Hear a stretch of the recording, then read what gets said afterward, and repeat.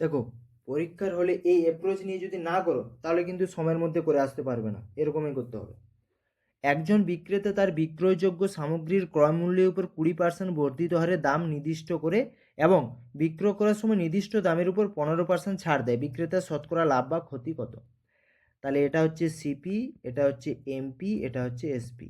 ক্রয় মূল্য, মুদ্রিত মূল্য, বিক্রয় মূল্য। তাহলে সামগ্রীর ক্রয় মূল্যের উপর 20% বর্ধিত হারে, তাহলে সিপি যদি 100 হয়, এমপি কত হবে? 120। এবার কি জানতে চেয়েছে বলো তো?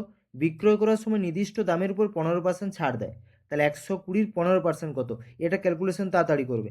120-র 10% মানে হচ্ছে 12, আমাদের 15% জানতে চেয়েছে, তাহলে 10% 12 যদি হয়, 5% কত হবে? তার অর্ধেক 6, তাহলে টোটাল 15%, তাহলে 12 6 হচ্ছে 18। তাহলে 120 থেকে 18 বাদ দিয়ে দাও, কত হচ্ছে? 102। ক্যালকুলেশন এভাবেই করবে, তুমি অন্যভাবে করতে পারো কিন্তু ফাস্ট করবে, কিন্তু এভাবে করবে ক্যালকুলেশন।